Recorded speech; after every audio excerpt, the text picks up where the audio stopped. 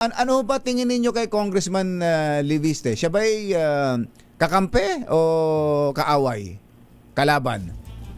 Wala naman po ang kaaway, no? Wala naman po ang kaaway. Oo. Nabanggit ko nga po ito nakaraan. Oo. Sa tingin ko naman po ay si Congressman Leviste means well.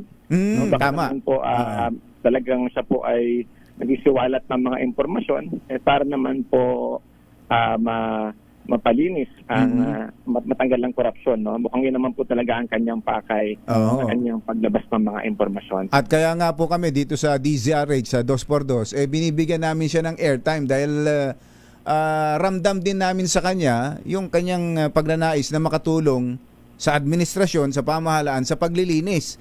Pero meron ho siyang inilabas na dokumento nitong mga nakakaraang araw at ang pagkakabanggit galing mismo sa DPWH. Parang intindi ko, kumbatsero, parang bagong mga dokumento na hindi kasama doon sa unang nakuha niyang Cabral files. Pamilyar po ba kayo, Yusek, doon sa binabanggit na yon ni Congressman Leviste? Yes po, no.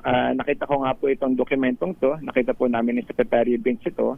At ang una ko nga po agad napansin doon ay pati po ang MAIP. Ang MAIP po, ito po yung Medical Assistance for Indigent Patients, which is a program under the DOH.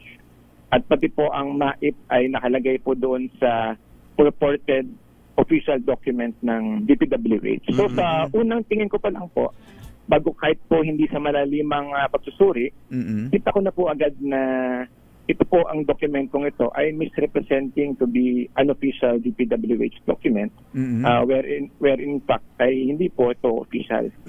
Kita po agad dahil nga po meron doong MAIP na DOH programa at wala po naman kaming any capacity or mas lalo naman po wala sa aming mandato na i-monitor po ang disbursement ng MAIP. So in other words, ito pong listahan na to kasi ang logo may DPWH. Kaya nga nakalagay Department of Public Works and Highways Central Office, list of Edwin Garjola's DPWH projects nakalagay dito. Tapos tama kayo, may MAIP ng 2024. So hindi po ito document galing sa DPWH? Hindi po. Talagang mukha pong nilagyan lang ng letterhead.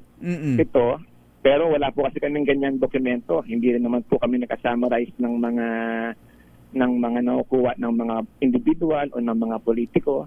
At pag pa rin pati po yung dokumento, no? Wala po siyang signatory. Usually po yung aming mga official documents, meron po yung mga document tracker para malaman po kung sino ang gumawa, anong opisina.